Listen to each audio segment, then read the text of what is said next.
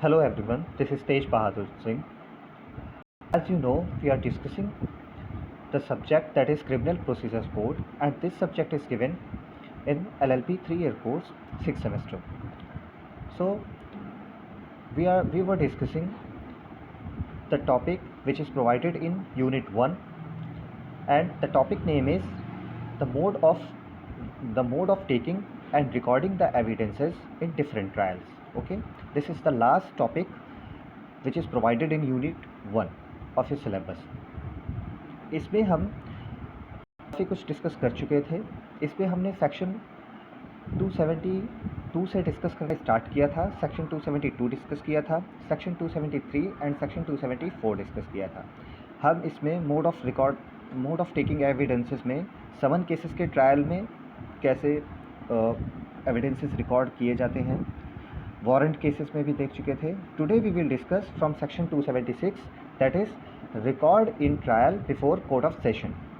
It talks about in all trials before a court of session, the evidence of each witness shall as his examination proceeds be taken down in writing either by the presiding judge himself or by his dictation in open court or under his direction and superintendence by an officer of the court appointed by him in this behalf. इसका मतलब क्या हुआ?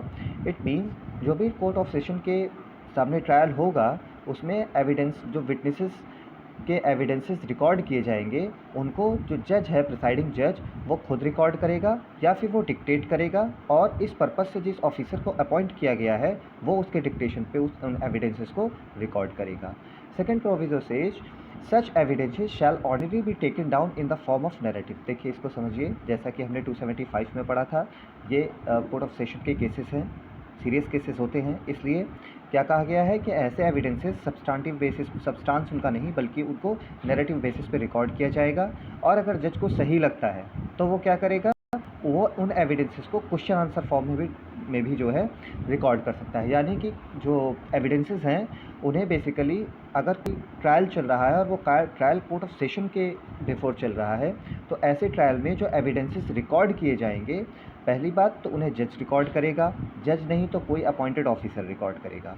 Second provision कह रहा है कि ऐसे evidences को रिकॉर्ड करने में या वो जो एविडेंसेस हैं उन्हें नैरेटिव फॉर्म में रिकॉर्ड किया जाएगा. ठीक है, उन्हें एक एक्सप्लेनेशन वाइज रिकॉर्ड किया जाएगा नैरेटिव फॉर्म में, जैसा कि जो वर्जन है, और उसे क्वेश्चन आंसर फॉर्म में भी रिकॉर्ड किया जा सकता है अगर जज को सही लगे तो, अगर जज उस चीज़ को उचित समझता है तो. एक रिकॉर्ड किसी भी विटनेस का दोनों तरीके से भी रिकॉर्ड किया जा सकता है. एविडेंस विटनेस का कैसे, उसे नैरेटिव फॉर्म में भी रिकॉर्ड किया जा सकता है और कुछ पोर्शन उसका क्वेश्चन आंसर फॉर्म में भी लिखा जा सकता है. ठीक है, इसका सब क्लॉज 3 देखते हैं. Sub clause 3 says the evidence so taken down shall be signed by the presiding जज and shall form part of the record.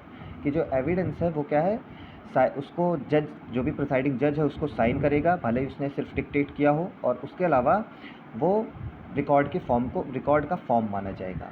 इसके बाद सेक्शन 277 देखते हैं. It's about language of record of evidence. ठीक है, क्या लैंग्वेज होगी एविडेंसेस को रिकॉर्ड करने की.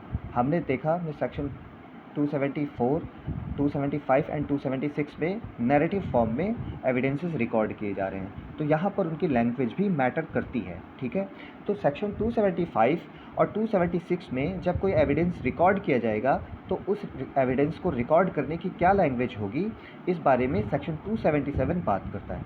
277 का सब क्लॉज ए कहता है कि if the witness gives evidence in the language of the court, it shall be taken down in that language. मतलब कि अगर कोई विटनेस किसी कोर्ट की लैंग्वेज में ही एविडेंस दे रहा है, तो वो जो कोर्ट की लैंग्वेज है, जैसे कि स्टेट गवर्नमेंट जो है प्रिस्क्राइब करती है, तो अगर कोई एविडेंस उसी लैंग्वेज में कोर्ट को अपना एविडेंस दे रहा है कोई विटनेस, तो उसे उसी लैंग्वेज में रिकॉर्ड किया जाएगा. उसके अलावा क्या कहा गया है कि मान लीजिए वो बी क्लॉज कहता है कि मान लीजिए वो एविडेंस किसी दूसरी लैंग्वेज में दिया गया है. ठीक, तो अगर संभव है, अगर प्रैक्टिकेबल है अगर ये सिचुएशन, तो वो जो रिकॉर्ड है या वो जो विटनेस का एविडेंस है वो रिकॉर्ड किया जाएगा उसी लैंग्वेज में जिस लैंग्वेज में उसने बोला है. मान लीजिए कोर्ट की लैंग्वेज नहीं है, वो लैंग्वेज ऑफ कोर्ट नहीं है, लेकिन कोई दूसरी लैंग्वेज है, तो भी कोशिश ये की जाएगी कि उसे उसी लैंग्वेज में रिकॉर्ड किया जाए. ठीक, लेकिन अगर ऐसा संभव नहीं है तब क्या होगा, उसका एक उस एविडेंस का एक ट्रू ट्रांसलेशन किया जाएगा, एक एग्जैक्ट ट्रांसलेशन करने की कोशिश की जाएगी। और ट्रांसलेशन किस लैंग्वेज में? लैंग्वेज ऑफ द कोर्ट, मतलब कि उसे कोर्ट की लैंग्वेज में उसका एक ट्रू ट्रांसलेशन करने की कोशिश की जाएगी और उसे प्रिपेयर किया जाएगा। ठीक है, वो ट्रांसलेशन या वो जो भी ट्रांसलेटेड वर्जन होगा उसको मजिस्ट्रेट साइन करेगा, जो प्रिजाइडिंग जज होगा, और उसे रिकॉर्ड का फॉर्म माना जाएगा, पार्ट माना जाएगा। इसके अलावा सब क्लॉज 3 इसके बारे में कहता है कि मान लीजिए कोर्ट की लैंग्वेज के अलावा किसी और लैंग्वेज में कोई एविडेंस रिकॉर्ड हो रहा है, तो उसका जो ट्रांसलेशन है वो लैंग्वेज ऑफ कोर्ट में होगा। ठीक है, और इस उसी लैंग्वेज में होगा। ये बात 3 में ही कही गई है। ठीक, इसके बाद अगर हम प्रोवाइज़ो देखें इसका, तो प्रोवाइज़ो क्या कहता है? Proviso talks about provided that when under clause B evidence is taken down in English। मान लीजिए क्लॉज बी के हिसाब, क्लॉज बी में जो बात कही गई है, तो अगर मान लीजिए उसी हिसाब से एविडेंस को लिखा गया है या नोट डाउन किया गया है, and a translation thereof in taken down in English, मतलब कि इंग्लिश में अगर वो एविडेंस नोट डाउन किया गया है, उसके बाद and a translation thereof in the language of the court is not required by any parties. यानी कि मान लीजिए कोई विटनेस है, विटनेस कोई एविडेंस देता है और उसे जो है इंग्लिश में, इंग्लिश की लैंग्वेज में उसे लिखा गया है, उसकी रिकॉर्डिंग की गई है या लिया गया है एविडेंस को। यहाँ पर बात ये आ रही है कि मान लीजिए जो उसका ट्रांसलेशन हो रहा है, मान लीजिए दोनों पार्टीज़ को इंग्लिश समझ में आती है, तो फिर उसके ट्रांसलेशन की कोई रिक्वायरमेंट नहीं होगी। बस इसी बात को कहा गया है प्रोविज़ो में। ठीक है, let's see section 278। It talks about procedure in record to such evidence when completed. मतलब कि यहाँ पर ये बात की गई है कि क्या प्रोसीजर होगा जब एविडेंस कंप्लीट हो जाएंगे। देखते हैं इसको। Sub clause 1 says as the evidence of each witness taken under section 275 और सेक्शन 276 इज कंप्लीट। यानी कि जो भी विटनेसेस हैं उनके एविडेंसेस जब सेक्शन 275 और सेक्शन 276 के अंडर ले लिए जाएंगे, तब क्या होगा? It shall be read over to him in the presence of the accused. तब उनको जो भी रिकॉर्ड किए गए हैं एविडेंसेस, तब उन्हें एक्यूज्ड के सामने पढ़ा जाएगा प्रॉपरली। ठीक है, अगर एक्यूज्ड उपस्थित है तो, वरना उसके प्लीडर के सामने पढ़ा जाएगा अगर प्लीडर उपस्थित है। और अगर कुछ उसमें गलती समझ में आ रही, कुछ मिस्टेक है, तो उसको करेक्ट किया जाएगा। यानी कि जो भी रिकॉर्डिंग ऑफ एविडेंसेस होगी विटनेसेस की, उनको एक्यूज्ड या उनके प्लीडर के सामने पढ़ा जाएगा और उनको करेक्ट किया जाएगा। ठीक, सब clause 2 says if the witness denies the correctness of any part of the evidence when the same is read over to him, the magistrate or presiding judge may, instead of correcting the evidence, make a memorandum taken thereon of the objection made to it by the witness and shall add such remarks as he thinks necessary। मतलब कि यहाँ पर यह बात कही गई है कि मान लीजिए जो प्रोविज़न फर्स्ट के प्रोसीजर को फॉलो किया जा रहा है, यानी कि एविडेंसेस को रिकॉर्ड करके पढ़ा जा रहा है। जिसने एविडेंसेस दिए हैं, जो भी विटनेस है, अगर वो उस पर कोई ऑब्जेक्शन कर रहा है कि नहीं यहाँ पर ये नहीं ये होगा, तो वहाँ पर कोर्ट उसको उस तरह से करेक्ट नहीं करेगा, क्योंकि हो सकता है विटनेस बदल चुका हो, हॉस्टाइल हो चुका हो। वहाँ पर कोर्ट क्या करेगा?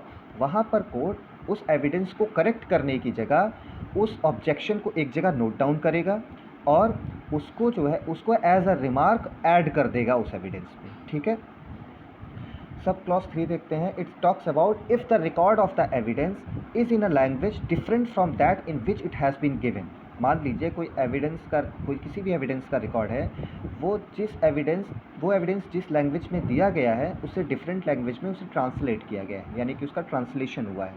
ठीक, और the witness does not understand that language, और ट्रांसलेटेड लैंग्वेज जो है विटनेस को समझ में नहीं आ रही है। ठीक, तो फिर क्या होगा?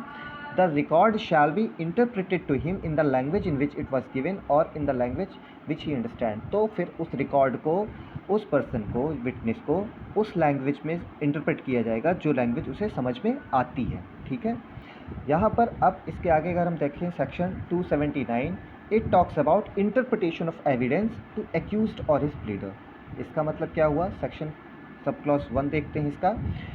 Whenever any evidence is given in a language not understood by the accused, जब भी किसी एविडेंस की लैंग्वेज एक्यूज्ड को समझ में नहीं आ रही है, मान लीजिए कोई एविडेंस दिया गया और उसकी लैंग्वेज या तो ट्रांसलेशन या फिर जो भी विटनेस दिया उसकी लैंग्वेज एक्यूज्ड को समझ नहीं आ रही है, तब क्या होगा? And he is present in the court in person, और वो कोर्ट में उपस्थित भी है एक्यूज्ड उस टाइम पर। It shall be interpreted him in open court in a language understood by him. तो फिर उस एक्यूज्ड को उस लैंग्वेज को, मतलब जिस लैंग्वेज में उसे वो चीज़ समझ में आती है, उस लैंग्वेज में उसे समझाया जाएगा। इसका रीज़न है, देखिए इसका सबसे बड़ा रीज़न ये है कि एक्यूज्ड को जब तक, मान लीजिए कोई प्रोसिक्यूशन विटनेस है, उसने एविडेंस नहीं दिया है, उसने एविडेंस दिया है, तो प्रोसिक्यूशन विटनेस का जो एविडेंस होगा उसको रिबट करने के लिए या उसका रिप्लाई करने के लिए एक्यूज्ड को वो एविडेंस प्रॉपरली अंडरस्टैंड करना पड़ेगा, और उस वजह से उसे वो समझ में आना चाहिए कि क्या कहा गया है उसमें, ठीक है, इसीलिए ये चीज़ की गई है। इसके बाद sub clause 2 says if he appears by pleader and the evidence is given in a language other than the language of the court and not understood by the pleader, it shall be interpreted to such pleader in the language, ठीक है। 3 देखते हैं, when, यहाँ पर देखिए सब clause 2 में pleader की बात की गई, ठीक है। यहाँ पर मान लीजिए खुद एक्यूज्ड, सब क्लॉज 2 में हम देखते हैं खुद एक्यूज्ड मान लीजिए खुद वो नहीं है, उपस्थित नहीं है, ठीक है, तब और प्लीडर उस लैंग्वेज को नहीं समझ पा रहा है, तो वो उसे प्लीडर को जिस लैंग्वेज में समझता है उसे समझाया जाएगा। यानी कि एक्यूज्ड अगर प्रेजेंट है तो एक्यूज्ड को के लिए वही प्रोविज़न है, अगर एक्यूज्ड एब्सेंस है, प्लीडर उसके बिहाफ पर है, तो प्लीडर के लिए वही प्रोसीजर फॉलो किया जाएगा, ठीक। सब क्लॉज 3 देखें इसका, when documents are put for the purpose of formal proof, it shall be the discretion of the court to interpret as much thereof as appears necessary। Section 2, ये बहुत इंपॉर्टेंट नहीं है, सेक्शन 280 को देखते हैं। इसमें क्या कहा गया है, remarks respecting demeanour of witnesses when a presiding जज और magistrate has recorded the evidence of witness, ठीक। जब भी कोई प्रिजाइडिंग जज या मजिस्ट्रेट है उसने विटनेस के एविडेंसेस को रिकॉर्ड किया, he shall record such remarks as he thinks material respecting the demeanor of such witness whilst under examination। इसका मतलब ये हुआ कि जब भी कोई विटनेस के एविडेंसेस को रिकॉर्ड करेगा मजिस्ट्रेट, और उस एविडेंसेस को देने में, यानी कि विटनेस जो एविडेंसेस दे रहा है उसके कुछ हाव भाव या कुछ उसके बातचीत से जो भी उसको डिफेक्ट समझ में आएंगे जज को, कि कहीं पर कोई ये हिचक रहा है या कोई दिक्कत हो रही है, तो उन सब चीज़ों को भी जज रिकॉर्डिंग ऑफ एविडेंसेस में साथ साथ में ऐड कर करके एज अ रिमार्क्स लिख सकता है, ठीक है। ये बात कही गई है सेक्शन 280 में।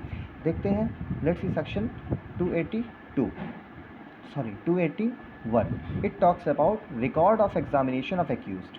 देखिए इसमें क्या कहा गया है, whenever the accused is examined by the magistrate, by the metropolitan magistrate, the magistrate shall make a memorandum of the substance of the examination of the accused in the language of the court, and such memorandum shall be signed by the magistrate and shall form part of the record. देखिए यहाँ पर जो trial है वो metropolitan magistrate के सामने हो रहा है, और यहाँ पर ये बात कही गई है कि जो मेट्रोपॉलिटन मजिस्ट्रेट है वो एविडेंसेस को किस तरीके से रिकॉर्ड करेगा, ठीक है।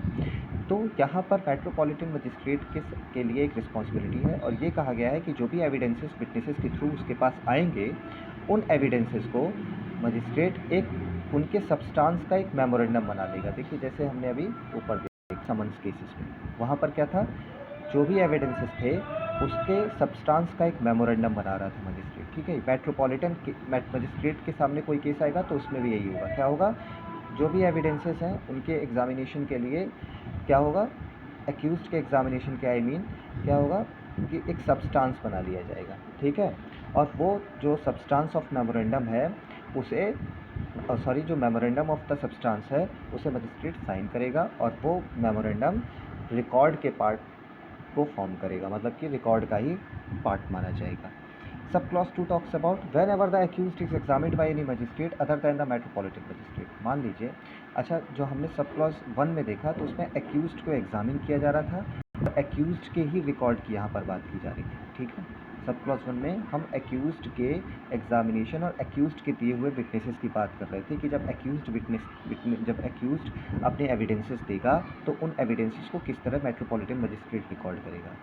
यहाँ पर दूसरे क्लॉज में अगर हम देखें तो क्या लिखा हुआ है कि जब भी एक्यूज्ड मेट्रोपॉलिटन मजिस्ट्रेट के अलावा किसी और मजिस्ट्रेट के थ्रू एग्जामिन किया जा रहा है या फिर कोर्ट ऑफ सेशन के थ्रू एग्जामिन किया जा रहा है, तो ऐसा पूरा एग्जामिनेशन, उसका हर एक क्वेश्चन जो एक्यूज्ड से किया गया है, ठीक है, और हर एक आंसर जो एक्यूज्ड ने दिया हुआ है, ये कब के प्रोसीजर की बात की जा रही है, उस टाइम की जब जो एग्जामिनेशन है एक्यूज्ड का वो कौन कर रहा है, मेट्रोपॉलिटन मजिस्ट्रेट के अलावा कोई दूसरा जज कर रहा है, तब की ये बात कही गई है, ठीक है। अब हम बात करते हैं तो वहाँ पर क्या होगा, वहाँ पर हर क्वेश्चन जो पूछा गया है और हर आंसर जो एक्यूज्ड ने दिया है उसको उसको क्या होगा, रिकॉर्ड किया जाएगा पूरे फुल तरीके से नैरेटिव बेसिस पर। सब्सटेंस ऑफ मेमोरेंडम वहाँ पर, सॉरी मेमोरेंडम ऑफ सब्सटेंस नहीं बनाया जाएगा वहाँ पर पूरा रिकॉर्ड किया जाएगा जो जो बोला है एक्यूज्ड ने, ठीक है। उसके अलावा उसे खुद कौन रिकॉर्ड करेगा, मजिस्ट्रेट हिमसेल्फ। और जब वो नहीं कर सकता ये, तो उसके डिक्टेशन में या उसके डायरेक्शन में, सुपरिटेंडेंस में जो भी उस बिहाफ पे कोई अगर कोई ऑफिसर अपॉइंट हुआ है तो वो उसको रिकॉर्ड करेगा। इसके अलावा सब क्लॉज 3 अगर हम देखें तो क्या लिखा हुआ है, the record shall if practicable be in the language in which the accused is examined और if that is not practicable in the language of the court. मतलब कि जो भी एक्यूज्ड ने रिकॉर्ड किया है अगर वो कोर्ट की लैंग्वेज में है तो उसी लैंग्वेज में लिखा जाएगा, या फिर अगर वो किसी भी लैंग्वेज में है तो कोशिश यही की जाएगी कि वो उसी लैंग्वेज में लिखा जाए, ठीक है। और अगर प्रैक्टिकेबल नहीं है तो कोर्ट की लैंग्वेज में लिखा जाएगा। इसके अलावा इसका हम देखें क्लॉज 4, ये कहता क्या है कि जो भी रिकॉर्ड किया गया है, जो भी एविडेंसेस रिकॉर्ड किए गए हैं उन्हें एक्यूज्ड को दिखाया जाएगा, एक्यूज्ड के सामने पढ़ा जाएगा। अगर एक्यूज्ड को वो समझ में नहीं आता है, ठीक है, जो भी रिकॉर्ड जो भी हैं, तो उसे उस लैंग्वेज में इंटरप्रेट किया जाएगा उन रिकॉर्ड्स को एक्यूज्ड के सामने जो उसे समझ में आती है लैंग्वेज, ठीक है। और उसके अलावा एक्यूज्ड क्या करेगा, एक्यूज्ड नहीं तो एक्यूज्ड के ही वो एविडेंसेस होंगे, तो एक्यूज्ड को ये स्वतंत्रता होगी कि वो अपने एविडेंसेस को एक्सप्लेन कर सके जज के सामने और उनका आंसर दे सके अगर कोई कन्फ्यूज़न है तो। उसके अलावा कि जो भी रिकॉर्ड्स हैं जिन्हें लिया गया है वो एक्यूज्ड के थ्रू साइन किए जाएंगे, उन्हें प्रिजाइडिंग जज एक्यूज्ड दोनों साइन करेगा और जो जज है वो सर्टिफाई करेगा कि ये जो है उसी के सामने ये सारे एविडेंसेस उसी के सामने या एक्यूज्ड का जो एग्ज़ामिनेशन है ये उस जज की उपस्थिति में ही लिए गए हैं और उसी ने सारे रिकॉर्ड्स को मतलब कि सारे रिकॉर्ड्स को नोट डाउन किया है या किसी मतलब अपॉइंटेड पर्सन के थ्रू नोट डाउन करवाया है। और वो साथ में ये भी एक सर्टिफिकेट में ये भी देगा कि जो भी इस रिकॉर्डिंग ऑफ एविडेंसेस हैं, जो भी इसके कंटेंट्स हैं वो सारे ट्रू अकाउंट में यानी कि सारे सही हैं। इसके अलावा सब clause 6 talks about nothing in this section shall be deemed to apply to the examination of the accused person in the course of summary trial. ये बात कही गई है कि ये जो इस सेक्शन में जो भी दिया हुआ है वो समरी ट्रायल के केसेस पर अप्लाई नहीं होंगे, ठीक। अब let's see section 282, it talks about interpreter to be bound to interpret truthfully. मतलब कि यहाँ पर क्या बात कही गई है कि देखिए ये बात है ना कि अगर एक्यूज्ड को या अगर किसी भी पर्सन को जिसको भी रेड ओवर किए जाने हैं एविडेंसेस, जिसको पढ़ाए जाने हैं, एक्सप्लेन किए जाने हैं एविडेंसेस कोर्ट के थ्रू, उसको अब अगर उसको लैंग्वेज एविडेंसेस की समझ में नहीं आ रही है तो उसको इंटरप्रेट किया जाएगा उसके सामने। अगर उसको इंटरप्रेट कौन करेगा, उसको इंटरप्रेट करेगा ना। तो इंटरप्रेटर को यहाँ पर एक ड्यूटी दी गई है, इंटरप्रेटर को यहाँ पर एक बाउंड किया गया है कि वो जो भी इंटरप्रिटेशन करेगा कंप्लीट ट्रुथफुल इंटरप्रिटेशन करेगा, वो कुछ भी मॉडिफाई नहीं करेगा एविडेंसेस को उनको एक्सप्लेन करने में, ठीक है।